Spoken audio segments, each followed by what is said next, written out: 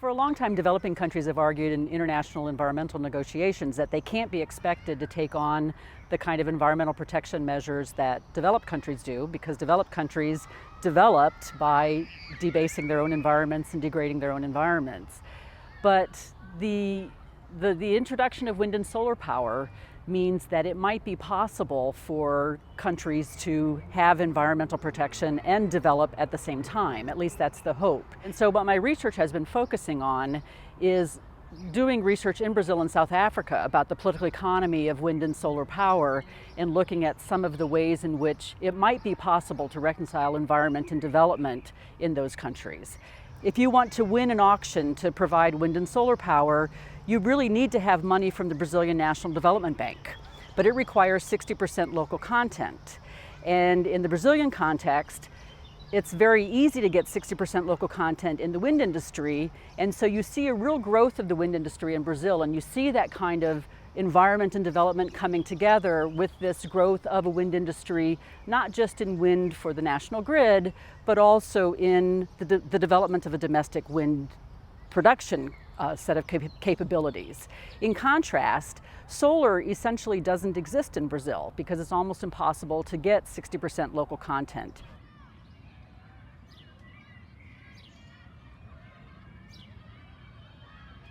Nigeria is endowed with natural resources, with renewable and non-renewable resources as well that are cleaner than kerosene or the use of firewood. But the predominant cooking fuel used in Nigeria is kerosene, because for them to switch from kerosene or firewood to LPG, they would not only need a canister, but they would also need the equipment, that's the burner, that would allow them to use the LPG for cooking. And typically in Nigeria, the size of canister that is widely available in the market is the 12.5 kg. Now, if you don't have a car, then it's discouraging for you to lug that 12.5 kg across town to go and refill, especially where gas refilling plants are not in close proximity to low-income households. So the way in which Oando addressed it was that it, number one, reduced the size of the canister, and it also ensured that refill plants were in close proximity to the low-income households that actually wished to switch. The other way in which they addressed the issue of accessibility was that they financed the mini distributors by giving them access to loans to be able to buy tricycles and also the hand-push carts, such that the mini distributors can actually go from house to house to deliver. I used to drive like 30 minutes to refill my LPG gas canister.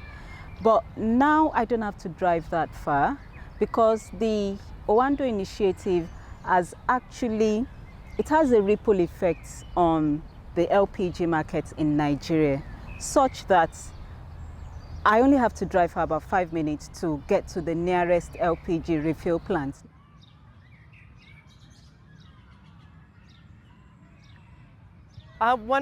When you're driving through the Punjab area of Pakistan, it's really interesting because you can go just 1 or 2 kilometers and you see another solar-powered irrigation pump. Now, a solar irrigation pump is a big piece of technology, and it's interesting to find in rural Pakistan.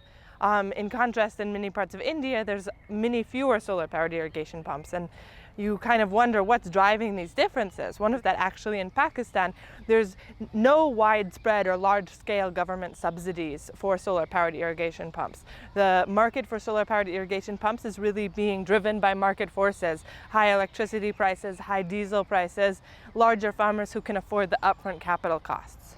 In contrast, when you go around India, there's many fewer solar-powered irrigation pumps, despite the fact that the government is subsidizing solar-powered irrigation pumps in some states up to 80 or 90%.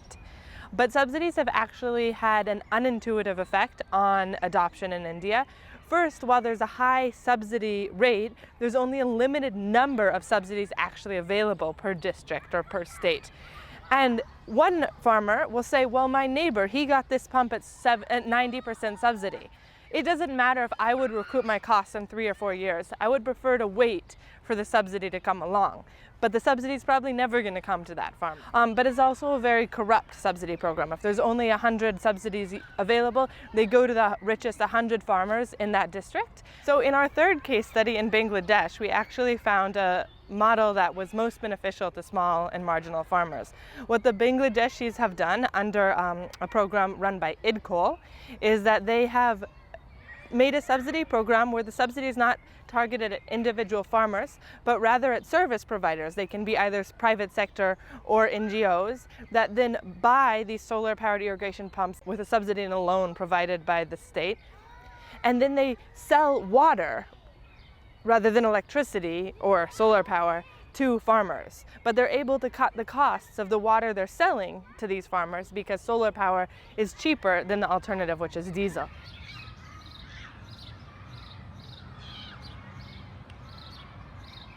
I think this interdisciplinarity has been widely appreciated by all participants. The other thing I appreciate is that it kind of comes on is an intersection between two projects in which we are involved. The SNIS project on exactly the question. I mean, it is part of the SNIS project, this workshop, because it is organized about our leading research question on the diffusion of clean energy technology in developing countries. And we are grateful for SNIS to essentially encourage us to take this step and cross disciplines in examining this question, and a broader network that kind of facilitates interactions between scholars, young and more established, on larger questions of innovation for climate change.